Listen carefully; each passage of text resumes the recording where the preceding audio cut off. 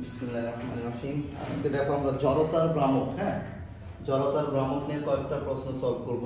এখানে A B আছে, আরো দুইটা প্রশ্ন আছে সি ডি। তো উদ্দীপকটা কি? উদ্দীপক হচ্ছিল এখানে একটা সিলিন্ডার আকৃতির একটা বস্তু আছে যেটার ব্যাসার্ধ হচ্ছিল 10 সেন্টিমিটার আর এটার ভর হচ্ছিল 5 কেজি। এখানে যতগুলো বস্তু আছে, এখানে একটা সিলিন্ডার আকৃতির বস্তু, এটা একটা বস্তু বা দণ্ড যাই বলি, সিলিন্ডার আকৃতি।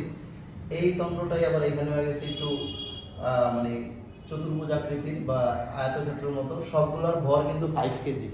বৃত্তাকার বা চাকতির মতো যেগুলো, এগুলো কি 5 কেজি। তা এখন প্রশ্ন যেটা করা হয়েছে, ফিগার 1 আর 2 এর কোন দণ্ডটিকে থামাতে অধিক বাধার সম্মুখীন হতে হবে? ঠিক আছে, ফিগার 1 এ একটা বস্তু আছে। এই বস্তুটা কি? এই যে একটা সিলিন্ডার আকৃতির বস্তু যেটার ব্যাসার্ধ 10 সেন্টিমিটার আর ভর কি 5 কেজি।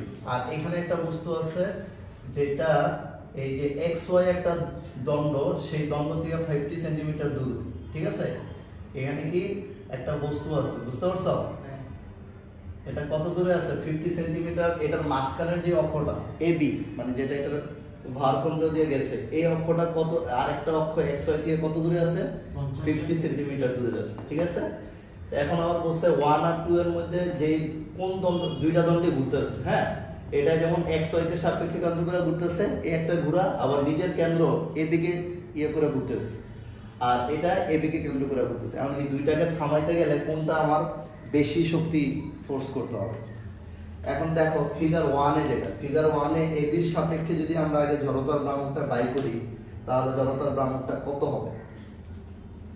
সিলিন্ডার আকৃতি যদি হয়, এটা একটা সিলিন্ডার আকৃতি, ঠিক আছে, আমরা এই প্রশ্নের আনসার করতেছি।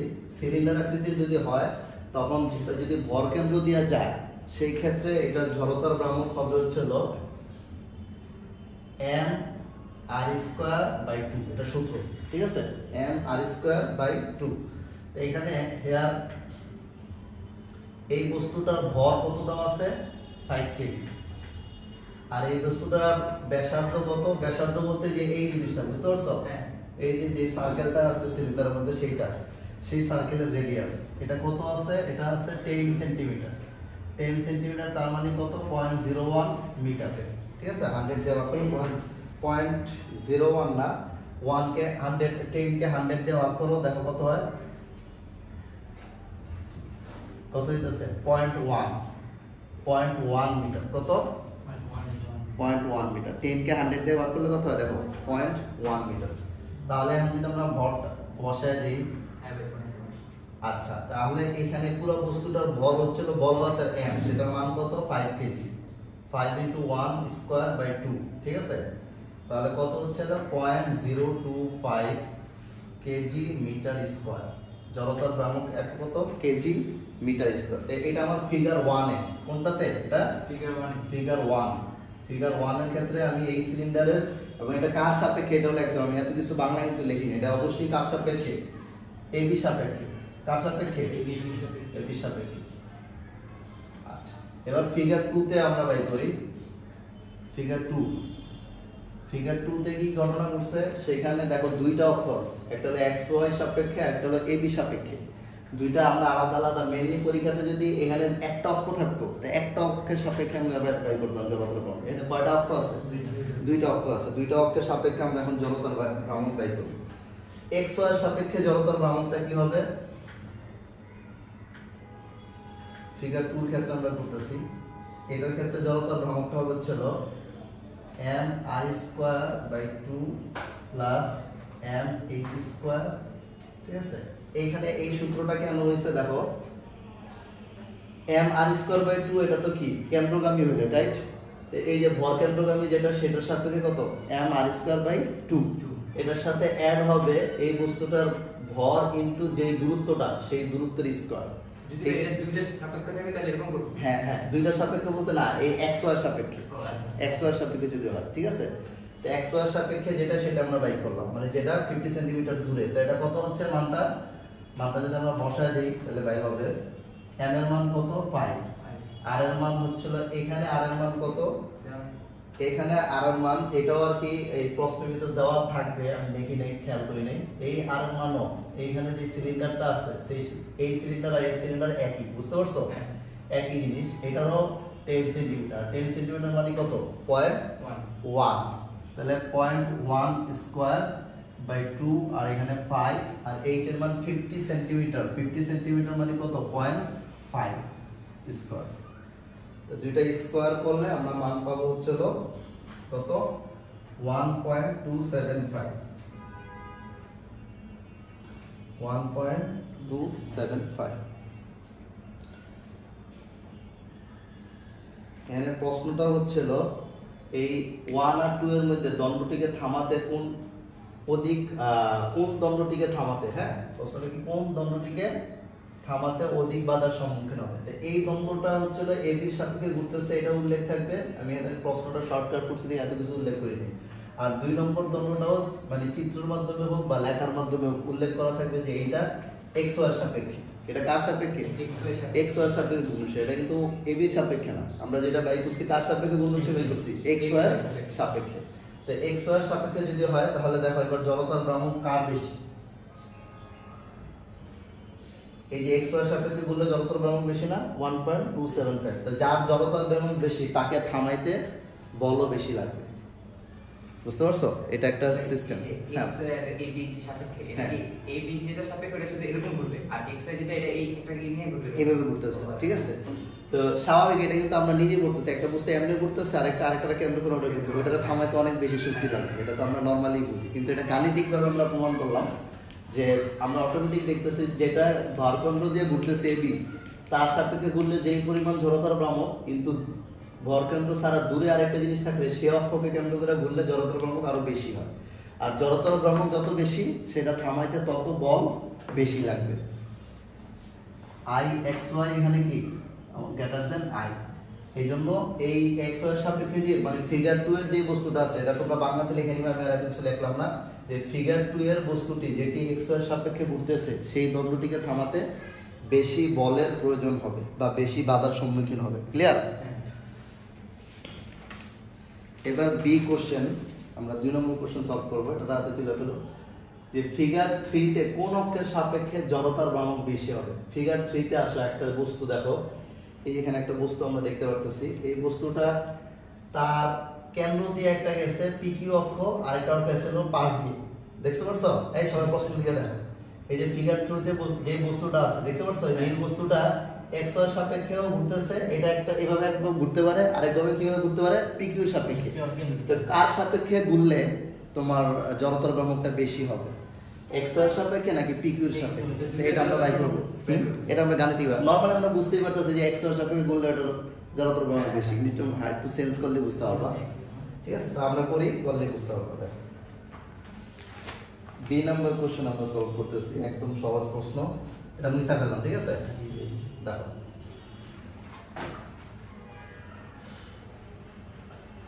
বি নম্বর যদি আমরা সলভ করি, বি একদম সহজ। এটা আমরা একবার XY এর সাপেক্ষে বের করব, IXY, ঠিক আছে? তা IXY যদি কোনো একটা দণ্ডের পাশে যদি থাকে তখন সূত্রটা কি হবে? তখন সূত্রটা হবে এটা ML²/30। দুইটা আমি এক পাশে দুই পাশে লিখে যাতে তোমাদের খেয়াল থাকে। আর যদি মাঝখানে থাকে IPQ তখন সূত্র হবে ML²/12। আর এটা হলো ML²/13 হবে, সরি 3 হবে, ঠিক আছে? তা বুঝতেই পারতেছো যে এটা বড় হবে, কারণ এটা 3 দিয়ে ভাগ আর এটা কত? 12 দিয়ে ভাগ। এখন দুইটার m এর মান আমরা জানি, প্রত্যেকটার ক্ষেত্রে m এর মান হলো 5। আর এই l এর মানটা কত? এই l এর মান হতেছিল, দেখি বলতেছি, দাঁড়াও, না 50 সেন্টিমিটার তো না, মানে এই যে পুরোটা হলো 1। যখন আমি XY যখন করতেছি, ঠিক আছে, তখন পুরোটা হলো 1 মিটার। এটা 1 মিটার কেমনে বুঝছি? দেখো এখানে একটা বুদ্ধি খাটাইতে হবে, কারণ এই PQটা তো মাঝখান দিয়ে গেছে। যদি এই অর্ধেক 50 সেন্টিমিটার হয় তাহলে পুরোটা কত? 100 সেন্টিমিটার। 100 সেন্টিমিটার মানে কত? 1 মিটার। এটা এখানে একটু চালাকি করা হয়েছে, এই চালাকিটা সৃজনশীলের মধ্যে থাকতে হবে, এটা খেয়াল করবা। এখানে L = 2 × 50 সেন্টিমিটার, তা 100 সেন্টিমিটার মানে কত? 1 মিটার। তাহলে 1²/3। আর এটাতে তোমার সেম জিনিস 5 × 1²/12। দুইটার মান আমরা বাই করি, দুইটার মান, এটার মান হবে 1.66 কেজি মিটার স্কয়ার, আর এটার মান কত হচ্ছে 0.41667 কেজি মিটার স্কয়ার। তাহলে আমরা দেখতে পাচ্ছি যে আই এক্স বলছে কোনটার কোন অক্ষের সাপেক্ষে জড়তার ভ্রমণ বেশি। এটা কিন্তু অনেক আসে, ঠিক আছে, বিভিন্ন বোর্ডের প্রশ্ন আসছে। তো নরমালি আমরা বুঝতে পারতেছি যে এক্স ওয়াই এর সাপেক্ষে কি জড়তার ভ্রমণটা বেশি হবে। তা I X Y greater than I P Q. বুঝতে পারছো? ক্লিয়ার জিনিসটা? Okay, good.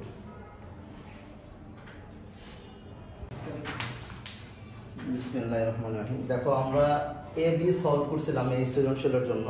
এখন আমরা সি প্রশ্নটা সলভ করব। সি প্রশ্ন ছিল ফিগার 3 তে, এই যে ফিগার 3 এটা বস্তুটির দৈর্ঘ্যের সমান পরিধি নিয়ে একই ভরের একটি চাকতি তৈরি করলে চাকতিটির জড়তার ভ্রামক ফিগার 3 এর বস্তু মানে এইটার যে জড়তার ভ্রামক সেটার চেয়ে বেশি হবে না কম হবে। একটু জটিল আছে, এটা দিনাজপুর বোর্ডে আসছিল প্রশ্নটা। তো ফিগার 3 তে দেখো, ফিগার 3 তে যেই বস্তুটা আছে সেই বস্তুটার দৈর্ঘ্যটা কত? 1 মিটার, ঠিক না?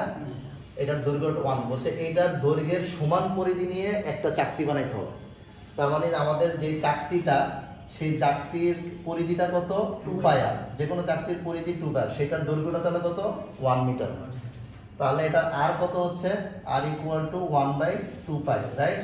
তো 1/2 পাই যদি আমরা করি এটার আর পাবো আমরা 0.159 মিটার, ঠিক আছে? তো 0.159 মিটার করলাম। তো এমন তো অবস্থায় যদি আমরা চাকতিটা এই যে 4 নম্বর যে চাকতি, ঠিক আছে, এই 4 নম্বর চাকতি আছে, এই চাকতিটার যদি মানে এখানে বসে যে ফিগার 3 তে যে বস্তুটা আছে সেই বস্তুর সমান যেই পরিধিটা আমরা বানাইছি সেটা আর কি মেনলি এই 4 নম্বর ফিগারের এটা বানাইছি, এই চাকতিটা, যেটার পরিধি এই ফিগার 3 তে যে বস্তু আছে তার দৈর্ঘ্যের সমান। তাহলে এই বস্তুটার ভর কত? বসে একই ভর, মানে এই চাকতির বড় কত? 5 কেজি। আর এই চাকতির তাহলে আর কত বাই করলাম আমরা? 0.15 না। আর এটার যে কেন্দ্র ইয়াটা আছে, অক্ষটা আছে, এটা কি গামী? এটার ভর কেন্দ্র গামী। এই ক্ষেত্রে এটার আইটা কি হবে? আমরা সি প্রশ্ন সলভ করতেছি। আই পি প্রাইম কি প্রাইম, এটার সূত্রটা কি হবে তোমরা জানো? এম আর স্কয়ার বাই 2, ঠিক না? M R square by 2। তো এম এর মান হচ্ছিল 5, আর এর মান হচ্ছিল 0.159 স্কয়ার ভাগ 2। তো সেই ক্ষেত্রে আমার কত হচ্ছিল? 0.63 কেজি মিটার স্কয়ার। এটা হচ্ছে কার? এই চাকতির জড়তার ভ্রামক, ঠিক আছে? তো এখন আমরা এই বস্তুর জড়তার ভ্রামক, দেখো বস্তুর জড়তার ভ্রামক কিন্তু দুইটা এখানে বাইর হবে এই প্রশ্নের জন্য। কারণ কি? এখানে দুইটা অক্ষ আছে, এক্স অক্ষে এক্স ওয়াই কে কেন্দ্র করে ঘুরলে কি হবে, আর পি কিউ কে কেন্দ্র করে ঘুরলে কি হবে সেটা বাই করতে হবে। হ্যাঁ, আগের প্রশ্নটার মতোই। তো আমরা নতুন ভাবে তাও দেখাই, যেহেতু সি নম্বর কোশ্চেন। হ্যাঁ, সি নম্বর কোশ্চেনের এখন আমরা কি দেখাবো? ফিগার 3 দেখাবো। এটা যে আমরা দেখাইছি পি প্রাইম কিউ প্রাইম, এটা কোন ফিগারে ছিল? এটা ফিগার 4 এ ছিল, রাইট? ফিগার 4। তো ফিগার 3 তে এবার আমরা যদি পি কিউর সাপেক্ষে বাই করি তাহলে সূত্রটা কি হবে? পি কিউর সাপেক্ষে আই পি কিউ, পি কিউর সাপেক্ষে সূত্রটা কি হবে বলো? এম এল স্কয়ার বাই 12, ঠিক না? M L square by 12। তার আমরা যদি মানটা এবার বাই করি 5 1 স্কয়ার বাই 12 সমান সমান কত হচ্ছে? 1.66 কেজি মিটার স্কয়ার। যদি এবার আমরা এক্স ওয়াই এর সাপেক্ষে বাই করি তাহলে কি হবে সূত্রটা তোমরা জানো? এক্স ওয়াই এর সাপেক্ষে এম এল স্কয়ার বাই কত? 3। তাহলে এম এর মান বসালো 5 1 স্কয়ার ভাগ 3 ইকুয়াল টু আমরা জানি সেটা কত হয়েছিল। আচ্ছা, এটা 1.66 লিখছে, এটা ভুল হয়েছে, এটা 1.66 না, এটা হচ্ছিল 0.4167 কেজি মিটার স্কয়ার, ঠিক আছে? আর এটা হচ্ছে হলো 1.66 কেজি মিটার স্কয়ার। এখন দেখো আমার প্রশ্ন করা হয়েছে যে এই যে দৈর্ঘ্যটা, এই যে ফিগার 3 তে যে বস্তুটা আছে এই দৈর্ঘ্যের সমান যদি একটা চাকতি আঁকি তাহলে চাকতির জড়তার ভ্রামক বেশি নাকি এই দণ্ডের জড়তার ভ্রামক বেশি? এখন আমরা দেখতেছি চাকতির জড়তার ভ্রামক কত? এইটা। তারপরে দণ্ডের জড়তার ভ্রামক কিন্তু দুইটা, একটা এক্স ওয়াই সাপেক্ষে, একটা পি কিউ সাপেক্ষে। তাহলে আমরা দেখতে পাচ্ছি সবচেয়ে বেশি হলো এক্স ওয়াই সাপেক্ষে, তারপরে কি জড়তার ভ্রামকটা পি কিউ সাপেক্ষে, তারপরে কত? পি প্রাইম পি প্রাইমের সাপেক্ষে। তার মানে আমরা বলতে পারতেছি যদি দণ্ডটা মাঝখানের অক্ষকে কেন্দ্র করে ঘুরে তারপরেও এটার জড়তার ভ্রামক ওই চাকতির চেয়ে বেশি। আর যদি সাইডেরটা হয় তাহলে তো আরো বেশি হবে, যদি এক্স ওয়াই সাপেক্ষে হয় তাহলে আরো বেশি হবে। চাকতিরটাই সবসময় কম হবে। চাকতিটা যদি সবসময় কমানো হবে কখন, যখন এই কন্ডিশনে যখন থাকবে, মানে এইটার দৈর্ঘ্যের সমান পরিধি নিয়ে যদি চাকতিটা বাড়ানো হয় তখন, এবং ভর যদি একই হয়। বুঝতে পারছো? তাহলে সি নম্বর কোশ্চেন, এটা কিন্তু একটা ইম্পর্টেন্ট প্রশ্ন, দিনাজপুর বোর্ডে আসছে এবং খুবই আশা করি সহজেই বুঝতে পারছো, রাইট? ওকে, এবার আমরা দেখবো ডি নম্বর প্রশ্ন। ডি নম্বর প্রশ্নটা দেখো, এটা মুছা ফেললাম, হ্যাঁ। ডি নম্বর প্রশ্ন দেখো এবার। ডি নম্বর প্রশ্ন হচ্ছে ফিগার 3 আর 4। দেখো ফিগার 3 আর 4 এর চাকতি দাও। আচ্ছা, ফিগার 3 আর 4 না, সরি, এটা হবে 4 আর 5। ফিগার 4 আর 5, ফিগার 4 আর 5 এর চাকতি দ্বয়ে যদি একই টর্ক আমরা প্রয়োগ করি, দেখো এটা কিন্তু মজার প্রশ্ন। যদি ফিগার 4 এ কি এভাবে ঘুরতেছে, ঠিক না, এমনি ঘুরতেছে, আর ফিগার 5 এ এভাবে ঘুরতেছে, মানে একটা বস্তু মনে করো হচ্ছে না, এইটা মনে করো চাকতি, এটা মনে করো চাকতি, তা এটা এই অক্ষটারে কেন্দ্র করে এইভাবে ঘুরতেছে। এটা হলো কোনটা? ফিগার 4, এভাবে ঘুরতেছে। বুঝতে পারছো?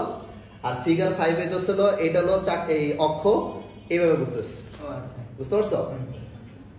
তা আমরা সহজেই কিন্তু বুঝতে পারতেছি, তোমরা যদি একটা সেন্স কাজে লাগাও, কোনটাতে বেশি এনার্জি তৈরি হবে, মানে থামাইতে বেশি টর্ক লাগবে, ওইটা। এমনি বললে কিন্তু ওটাতে এনার্জি অনেক বেশি থাকে। আচ্ছা, আমরা অঙ্ক করি, অঙ্ক করলে বুঝতে পারি, আমাদের এত সেন্স করার দরকার নেই। তো ফিগার 4 এ দেখো, ফিগার 4 এ যদি আমরা জড়তার ভ্রামকটা বাই করি, ডি নম্বর কোশ্চেনে আনসার করতেছি। Figure 4 I P prime Q prime equal to কত? আমার সূত্র এম আর স্কয়ার বাই 2। ঠিক আছে, এটা কিন্তু এই যে পুরো ইয়াটার মতো, হ্যাঁ, এম আর স্কয়ার বাই 2, ওই যে আমরা সিলিন্ডারে যেটা করছিলাম সেটার মতোই। তা আমরা যদি এখন মানটা বাই করি, কত হচ্ছে আমাদের? দেখো, হাফ 5 ইন্টু 1.159, এটা কিন্তু আমরা সি থেকে পাইছি আর এর মান, ঠিক না? ওকে, মানটা বসে দিলে কত হচ্ছে? 0.063। বুঝতে পারছো? বুঝতে হবে কিন্তু, না বুঝলে সমস্যা আছে। আচ্ছা, এখন দেখো, এটা তো বুঝতে পারছো 0.063। আর যদি ওইভাবে ঘুরাই, এই যে ফিগার 5, এটা কিন্তু বাই করলাম আমরা ফিগার 4 এর জন্য। আবার ফিগার 5 এর জন্য বাই করি। ফিগার 5 এর জন্য কত হচ্ছে দেখো তো, জড়তার ভ্রামকটা আই এম এন যদি বাই করি, এম আর স্কয়ার 1/4। এটা খেয়াল রাখবে, এটা কত সূত্রটা? 1/4। আচ্ছা, তার মানে এইটাতে দেখো 1/4 যদি আমরা করি, 1/4 ইন্টু 5 ইন্টু 0.159, ঠিক আছে না? আচ্ছা, এটা কি দেখা যাচ্ছে? দেখা যাচ্ছে না? ওকে, দেখো এটা তো লেখা যাবে না? আচ্ছা, পরে লেখো। 0 কেজি মিটার স্কয়ার আর কেজি মিটার স্কয়ার। তাহলে এখন দেখো, জড়তার ভ্রামক কোনটার বেশি? এটার বেশি, এটার কম। এটার কি জড়তার ভ্রামক? কম। আচ্ছা, যেটার জড়তার ভ্রামক কম, এবার এখন আমরা আসো, আমি যদি ফার্স্টে যেটা বলছি যে বাধা দিতে তাহলে বাধা দিতে মানে থামাইতে কষ্ট হবে কোনটা বেশি? বেশি বাধার সম্মুখীন, মানে যদি আমি থামাইতে চাই ঘূর্ণন, তাহলে বেশি বাধার সম্মুখীন হবে কোনটাতে? এটাতে, কারণ যেটাতে জড়তার ভ্রামক বেশি সেটাতে কি বাধাও বেশি দেওয়া লাগবে যদি আমি থামাইতে চাই, ঠিক আছে? আর এখানে প্রশ্নটা হলো যে একই টর্ক যদি প্রয়োগ করি, তাহলে ঘূর্ণন বেশি হবে কোনটা? যেটা জড়তার ভ্রামক কম সেটার ঘূর্ণনটা বেশি হবে। কারণটা কি? জড়তার ভ্রামকটা কি, মানে ইয়ার মতো, মনে করো যার জড়তার ভ্রামক বেশি, এটা মনে করো যে দৈর্ঘ্য, যদি স্থির বস্তুর ক্ষেত্রে মনে করো শুধু ভরের মতো, তো শুধু ভর যার বেশি সেটার তো ঘুরবো কম, ভর যেটার কম সেটার ঘুরবো কি? বেশি, ঠিক আছে? এটা যদি ওইটার সাথে হালকা একটু তুলনা করো, তাহলে দেখবে এটা বেশি ঘুরবে। তারপর আমরা ম্যাথের মাধ্যমে করি, দেখো এটা জড়তার ভ্রামক বেশি হয়েছে, ঠিক না? এটার কমছে, আর দুইটার মধ্যেই আমার একই টর্ক প্রয়োগ করছি। বুঝতে পারছো? তো এটার মধ্যে যেই টর্কটা প্রয়োগ করছি, torque P prime Q prime equal to কি? আই আলফা, ঠিক না? Q into alpha P prime Q prime, tau equal to কি? আই আলফা, এটা সূত্র। তো এখন এই যে আমরা টাউটা বাই করতেছি এইটার ক্ষেত্রে, পি প্রাইম কিউ প্রাইমের ক্ষেত্রে, তাহলে সূত্র কি হবে? এইটার জড়তার ভ্রামক ইন্টু এইটার কৌণিক ত্বরণ। আলফাটা কি? কৌণিক ত্বরণ। আচ্ছা, আবার টাউ এম এন যদি আমি বাই করি, তাহলে সেটা কি হবে? I M N into alpha M N, ঠিক আছে?